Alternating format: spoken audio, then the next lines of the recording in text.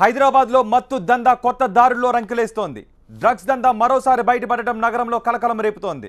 Drugs mafia జాబితాలోని కళాశాలలకు అధికారులు నోటీసులు పంపుతున్నారు. ఇప్పటికే 9 ఇంజనీరింగ్ కాలేజీలకు నోటీసులు పంపించారు. స్కూల్ కాలేజ్ విద్యార్థులే టార్గెట్గా చేసుకొని డ్రగ్స్ దందా నడిపిస్తున్నారు. బాలికలు ఎక్కువగా ఈ డ్రగ్స్కు బానిసైనట్టుగా తెలుస్తోంది.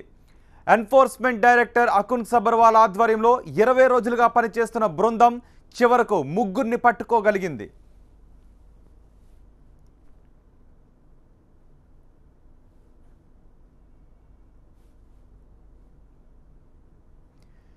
సినీ పరిశ్రమకు చెందిన కొందరికి ఈ డ్రగ్స్ రాకెట్తో సంబంధాలున్నట్టుగా పోలీసులు అనుమానిస్తున్నారు. మల్టీనేషనల్ కంపెనీలో పనిచేస్తున్న బడా ఉద్యోగుల సినీ రంగానికి చెందిన వ్యక్తులతో పాటు కాలేజ్ స్కూల్ విద్యార్థులు కూడా ఉన్నట్టుగా పోలీసులు తెలుసుకొని విస్తుపోయారు.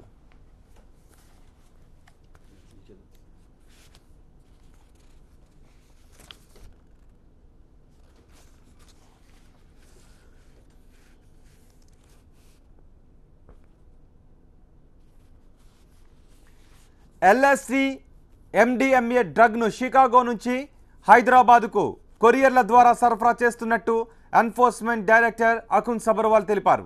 డ్రగ్స్కు అలవాటు పడిన వారు దీనికి సంబంధించిన వెబ్సైట్లో ఆర్డర్ చేస్తున్నారు. 9వ తరగతి విద్యార్థిని వెబ్సైట్లో చేసిన పోస్ట్ను గుర్తించిన పోలీసులు డ్రగ్స్ అమ్ముతున్న ముఠాల షెల్టర్లను ట్రాక్ చేశారు. ముగ్గురిని అదుపులోకి తీసుకుని విచారిస్తున్నారు.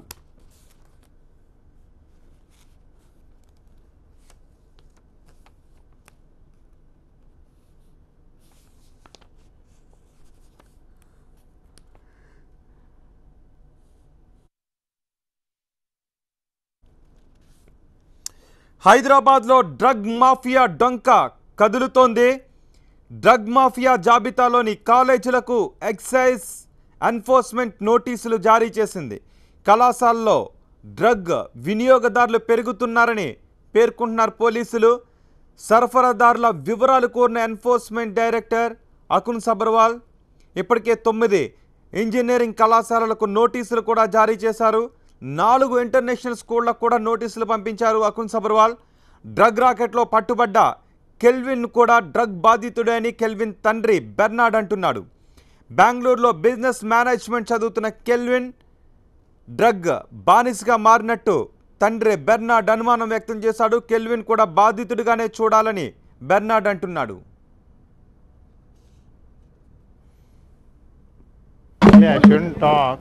But that is not true. School, colleges, and he is not involved in that.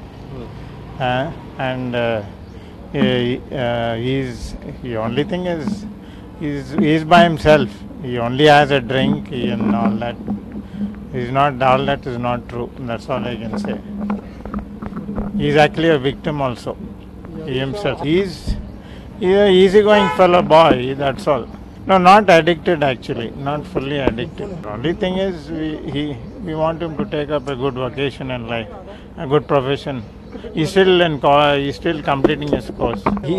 He's still a student, he's completing his course.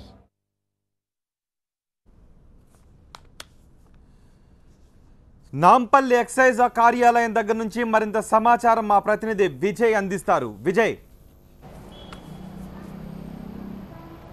నిన్న ఎక్సైజ్ ఎన్ఫోర్స్మెంట్ డైరెక్టరేట్ పెట్టినటువంటి ప్రెస్ కాన్ఫరెన్స్లో కేవలం 3 అక్యూజులు మాత్రమే ఉన్నారనే విషయాన్ని చెప్పారు. కానీ ఇంకా ఎంక్వైరీ చేస్తే మాత్రం చాలామంది బయటపడతారనే విషయాన్ని ఎక్సైజ్ ఎన్ఫోర్స్మెంట్ అధికారులు చెప్తున్నారు. 21 మంది హైదరాబాద్కి సంబంధించినటువంటి విఐపీలు అంటే బడా నిర్మాతలు కావచ్చు, లేకపోతే మల్టీనేషనల్ కంపెనీలో పనిచేసినటువంటి సాఫ్ట్వేర్ ఇంజనీర్స్ కావచ్చు, లేదంటే కాలేజ్ టాప్ మోస్ట్ ఇంజనీరింగ్ కాలేజ్లో చదువుతున్నటువంటి స్టూడెంట్స్ కావచ్చు, అక్కడ చేసినటువంటి ఫ్యాకల్టీ కావచ్చు, ఇలా స్కూల్స్కి సంబంధించి కూడా ఇంటర్నేషనల్ స్కూల్స్కి సంబంధించినటువంటి ఒక 4 స్టూడెంట్స్ కావచ్చు, మొత్తం 21 మంది జాబితా ఎన్ఫోర్స్మెంట్ డైరెక్టరేట్ దగ్గర ఉంది. ప్రస్తుతం మనం చూసినటువంటి ఎక్సైజ్ ఎన్ఫోర్స్మెంట్ ఆఫీస్లోనే నిన్న రాత్రంతా కూడా దాదాపు 9 మందిని విచారించారు. దాదాపు ఈ కెల్విన్, అబ్దుల్ వహీబ్తో పాటుగా కుదూస్ వీళ్ళు 3 విచారించిన తర్వాత కొన్ని విషయాలు మాత్రం బయటకు వచ్చాయి. అటు పోలీసులు 2 టీమ్స్ ఇప్పటి వరకు ఫామ్ చేశారు. ఎక్సైజ్ ఎన్ఫోర్స్మెంట్కి సంబంధించినటువంటి అధికారులు 2 టీమ్స్గా విడిపోయి ఇన్వెస్టిగేషన్ కొనసాగిస్తున్నారు.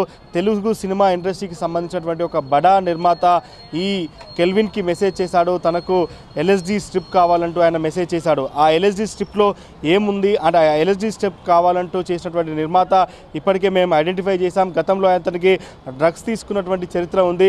2 సార్లు వెస్ట్ జోన్ పోలీసులు అతనికి డ్రగ్స్తో సంబంధాలు ఉన్నాయంటూ కూడా గతంలో పోలీసులు అతన్ని ఎంక్వైరీ చేశారు. ఆ సమయంలో అతను నేను పూర్తిగా డ్రగ్స్ బంద్ చేశాను, డ్రగ్స్ మొత్తం కూడా మానేశాను, తీసుకోవడం ఆపేశానంటూ కూడా గతంలో పోలీసులకు చెప్పాడు. కానీ మళ్ళీ ఎందుకు కెల్విన్కు మెసేజ్ పెట్టాడు? అతని వాట్సాప్ నుంచి వచ్చినటువంటి మెసేజ్ ప్రస్తుతం పోలీసుల దగ్గర ఉంది. కెల్విన్ ఫోన్ను సీజ్ చేసిన తర్వాత కెల్విన్ ఫోన్లో ఉన్నటువంటి ఆ ప్రొడ్యూసర్ మెసేజ్ని ఇప్పటికీ పోలీసులు వెరిఫై చేస్తున్నారు. అతను పెట్టాడా, లేకపోతే అతని కుటుంబ సభ్యులు ఎవరైనా పెట్టారా, లేకపోతే అతని ఫ్రెండ్స్ ఎవరైనా అతని మొబైల్ నుంచి పెట్టారా, ఇదంతా కూడా వెరిఫై చేయాల్సిన అవసరం ఉంది. కాబట్టి 2-3 రోజుల్లోనే నిర్మాతను విచారిస్తామని చెప్తున్నారు. మరోవైపు ఇంజనీరింగ్ కాలేజీల పాత్ర పైన కూడా అనుమానిస్తున్నాం. ఎందుకంటే ఇంజనీరింగ్ స్టూడెంట్స్ ఈ స్థాయిలో ఉన్నారంటే ఖచ్చితంగా మేనేజ్మెంట్లో ఎవరో ఒకరు కావచ్చు, ఫ్యాకల్టీకి సంబంధించిన వాళ్ళు కావచ్చు, వీళ్ళతో టచ్లో ఉంటారు. అటువంటి వివరాలు మాకు ఇవ్వాలంటూ కూడా 9 ఇంజనీరింగ్ కాలేజీలకు లేఖ రాసినట్టుగా కూడా అకున్ సబర్వాల్ చెప్తున్నారు. దాంతోపాటు హైదరాబాద్లోని 4 ఇంటర్నేషనల్ స్కూల్స్ పాత్ర కూడా కొంత అనుమానం వస్తుంది. కాబట్టి వీళ్ళందరినీ కూడా వెరిఫై చేస్తాం, వీళ్ళకి నోటీసులు ఇచ్చాం. కాలేజ్ మేనేజ్మెంట్కి సంబంధించి కావచ్చు, స్కూల్ మేనేజ్మెంట్కి సంబంధించి ఏం జరుగుతుంది అనేది తెలుసుకోవాల్సి ఉంది. కొంత పాష్గా ఉండేటువంటి విద్యార్థులు ఎప్పుడు వస్తున్నారు, వాళ్ళు ఏ రకంగా ఎటువంటి గ్యాడ్జెట్స్ వాడుతున్నారు, వాళ్ళు వాడుతున్నటువంటి గ్యాడ్జెట్స్ ఏ రకంగా ఉన్నాయి, ఇవన్నీ కూడా వెరిఫై చేసుకోవాల్సిన అవసరం ఉందని కూడా వాళ్ళు లేఖలో అయితే రాశారు. ఇంకా విచారణ కొనసాగుతుంది. కెల్విన్, కుదూస్, వాహిద్ వీళ్ళు ముగ్గురిని కూడా పోలీసులు ఫర్దర్గా విచారిస్తే మరికొన్ని పేర్లు బయటకు వచ్చాయి. కాబట్టి ఆ 21 మందిని కూడా విచారించాలనే యోచనలో మాత్రం ఎక్సైజ్ ఎన్ఫోర్స్మెంట్ అధికారులు అయితే ఉన్నారు. Right Vijay, kelvin management course చేస్తున్నాడు. అయితే కెల్విన్ తండ్రి బెర్నార్డ్ కూడా మాట్లాడాడు. తన కుమారుణ్ణి డ్రగ్ బాధితుడిగా చూడాలి అని అంటున్నాడు. కానీ డ్రగ్తో ఎలాంటి సంబంధాలు ఉన్నా కూడా అది నేరమే అవుతుంది. డ్రగ్స్ను ఉపయోగించినా, డ్రగ్స్ నమ్మినా, డ్రగ్స్ను సరఫరా చేసినా కూడా నేరమే అవుతుంది. కెల్విన్ ఇంటి దగ్గర నుంచి తాజా సమాచారం అందించడానికి మా ప్రతినిధి నరేష్ సిద్ధంగా ఉన్నారు. నరేష్, నిజంగానే కొద్దిసేపటి క్రితం మనతో కెల్విన్ ఫాదర్ బెర్నార్డ్ మనతో మాట్లాడినప్పుడు కూడా చెప్పాడు, ఇక్కడ కెల్విన్ డ్రగ్స్ సప్లై చేయడం అనేది అవాస్తవం. కేవలం అతను కూడా డ్రగ్స్ తీసుకుంటాడు, కేవలం అతను కూడా ఒక బాధితుడిగానే చూడాలని చెప్పేసి కూడా ఆయన చెప్పినప్పుడు కొంత ఆశ్చర్యకరమైన వేసింది. ఎందుకంటే పోలీసులు రికవరీ చేసినప్పుడు ఏదైతే 700 ఎల్ఎస్డి బ్లాట్స్ రికవరీ చేస్తే ఒక కెల్విన్ మెకనాస్ ఇంట్లోనే 650 ఎల్ఎస్డి బ్లాట్స్ రికవరీ చేయడంతో ఇక్కడ బాధితుడిగా ఎలా చూడాలనేది మాత్రం చెప్పుకోవాల్సిన విషయం. ఎందుకంటే డ్రగ్స్ తీసుకోవడంతో పాటు అతను చాలామందికి విక్రయిస్తున్నాడని చెప్పేసి కూడా పోలీసుల విచారణలో తేటతెల్లమైంది. ఏదైతే ఎక్సైజ్ ఎన్ఫోర్స్మెంట్ అదేవిధంగా టాస్క్ ఫోర్స్ పోలీసులు నిర్వహించినటువంటి సంయుక్త రైడ్లో ఈ పెద్ద ఎత్తున డ్రగ్స్ ముఠాకు సంబంధించిన రాకెట్ గుట్టు రట్టయింది. ముఖ్యంగా పెద్ద పెద్ద కార్పొరేట్ స్కూల్లో సంపన్న వర్గాలకు చెందినటువంటి పిల్లల్ని టార్గెట్గా చేసుకొని వీళ్ళు డ్రగ్స్ సప్లై చేస్తున్నట్టుగా పోలీసుల విచారణలో కూడా తేలింది. ముఖ్యంగా షికాగో నుంచి పిల్లల పుస్తకాలు అదేవిధంగా మెడిసిన్ రూపంలో అవైతే ఎవరికి కూడా అనుమానం వచ్చే అవకాశం లేదు. కాబట్టి ఆ దిశగానే వీళ్ళు కొరియర్ ద్వారా ఈ డ్రగ్స్ని తీసుకొస్తున్నట్టుగా పోలీసుల విచారణలో తేలింది. ముఖ్యంగా స్థానికులు అయితే మాత్రం ఒకసారి అందరూ కూడా ఆశ్చర్యం వ్యక్తం చేస్తారు. తన ఇంటిలోనే ఒక డ్రగ్ ముఠాకి సంబంధించిన కేంద్రాన్ని ఏర్పాటు చేసుకొని ఇక్కడే డ్రగ్స్ ఇక్కడికే తెప్పించుకొని ఇక్కడి నుంచి స్కూళ్ళకి పెద్ద పెద్ద కార్పొరేట్ స్కూల్లో సంపన్న వర్గాలకు చెందిన స్కూల్ పిల్లలకి ఈ మత్తు పదార్థాలను విక్రయిస్తున్నాడని తెలియడం ఒకసారిగా స్థానికులందరూ కూడా ఆశ్చర్యపోయిన పరిస్థితి. సార్, మీకు ఈ ఘటన చూసిన తర్వాత ఏమనిపిస్తుంది? అసలు నేను పొద్దున పేపర్లు చూసాను, బోయినపల్లి అని మా ఇంటి పక్కన మాత్రం అనుకోలేదు. మార్నింగ్ మీరు వచ్చిన తర్వాత అడావిడి చూసిన తర్వాత ఆశ్చర్యపోయాను. మా ఇంటి పక్క ఇన్నాళ్ళ నుంచి గుట్టు అది నడుస్తుందనేది షాక్ గురయ్యాము. ముఖ్యంగా మైనర్స్కి సప్లై చేయడం అనేది చాలా బాధ కలిగించిన విషయము. ముఖ్యంగా మన తల్లిదండ్రులు మాత్రం జాగ్రత్త తీసుకోవాలి. ఇది సంపన్న వర్గాలు అయితే ఎవరైతే ఉన్నారో వాళ్ళ పిల్లలను ఇందులో టార్గెట్ చేసుకొని వీళ్ళు విక్రయించినట్టుగా ఎంక్వైరీలో తెలుస్తుంది. కాబట్టి మా తల్లిదండ్రులు కానీ ఇప్పుడు సమాజం కానీ వీటి పట్ల జాగ్రత్తగా ఉండాలని కోరుకుంటున్నాను. సార్, మీరు చెప్పండి మేడం, ఎలా చూడాలంటారు ఈ ఘటన? అతను స్కూల్ పిల్లలను టార్గెట్ చేసుకొని ఇంతమంది మనం ఇప్పటివరకు కూడా యూనివర్సిటీ విద్యార్థులు అదేవిధంగా కాలేజీ స్టూడెంట్సే డ్రగ్స్కి బానిసలయ్యారని చెప్పేసి కూడా వింటూ వచ్చాం, చూసాం కూడా. కానీ మొట్టమొదటిసారి ఈ ఘటనతో వెలుగులోకి వచ్చింది. స్కూల్ పిల్లలకు కూడా డ్రగ్స్ని అలవాటు చేశాడు. సార్, స్కూల్ పిల్లలు కూడా ఒక చిన్న పాప 9th క్లాస్ అమ్మాయి కూడా డ్రగ్స్ అలవాటు చేసి ఆ అమ్మాయితో విక్రయిస్తున్నారని తెలిసింది. ఇది తెలిసినాక మా ఇంటి పక్కన ఇలా జరగడం చాలా బాధాకరంగా ఉంది. ఎందుకంటే ఎవరైనా కానీ పేరెంట్స్ వాళ్ళ పిల్లల్ని ముఖ్యంగా వాళ్ళ పిల్లల్ని గమనించండి. ఇంత పెద్ద ఈ రాకెట్ ఇక్కడ నుండి మనకు బయటపడిందంటే బోయినపల్లిలో ఇంతకన్నా బాధాకర విషయం ఇంకేమీ లేదు. ఎందుకంటే ఇక్కడ పెద్ద పెద్ద స్కూల్స్ ఉన్నాయి, కాలేజెస్ ఉన్నాయి. వాళ్ళు ఎందుకంటే పిల్లలకి డబ్బులు ఇవ్వడము, ఇంకొకటి మంచి మంచి ఫోన్లు ఇవ్వడము, ఆ ఫోన్ పోయిందని ఆ ఫోన్ విక్రయించేసి 2000కి 1000 రూపాయలకు కూడా అమ్మేసి వాళ్ళు మాదక ద్రవ్యాలకు అలవాటు పడుతున్నారని తెలిసింది.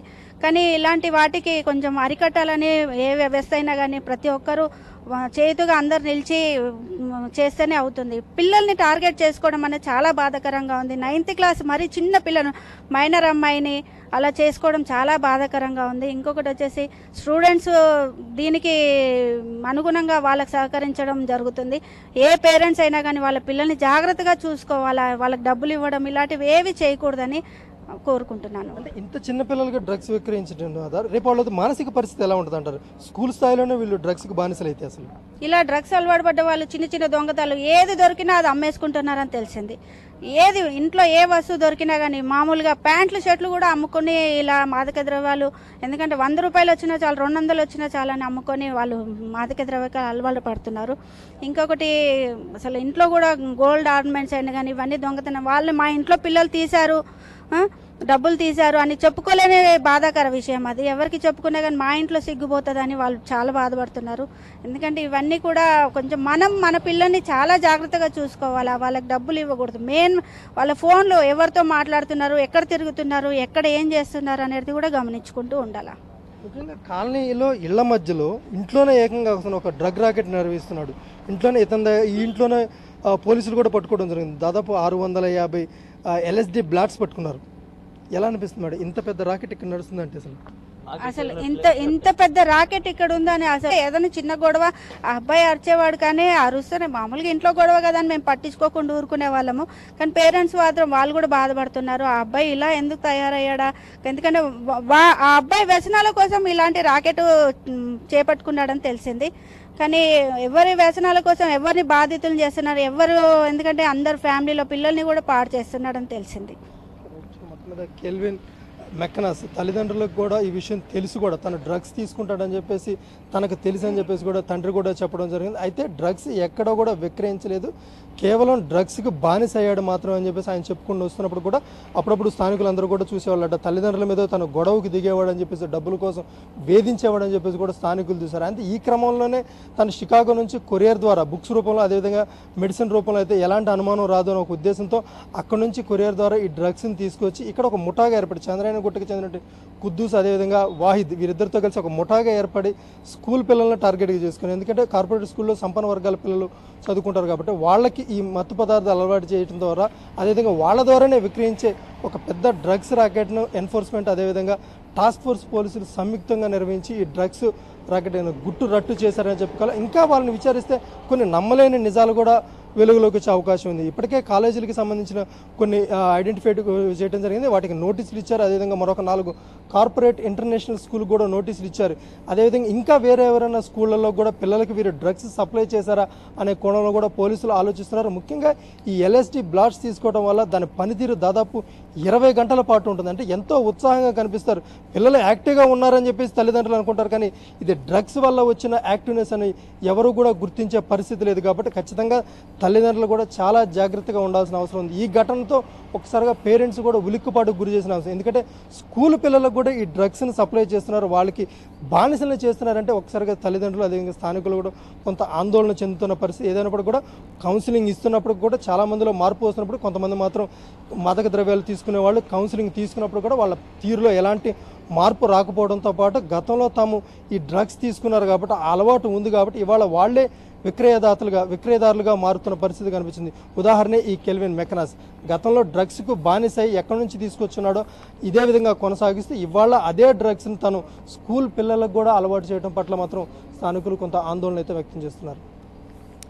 రైట్ నరేష్, కన్ని వదిలేసే మనస్తత్వం మీదైతే ఒకవేళ పిల్లల్ని పట్టించుకున్న ఓపిక తీరిక మీకు లేకపోతే సంపాదనే మీకు ధ్యేయం అయితే కనడం మానేయండి.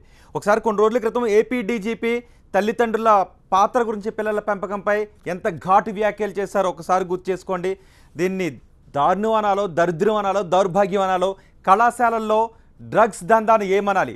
ఒకసారి సమాజం దీని గురించి ఖచ్చితంగా సిగ్గుపడాలి.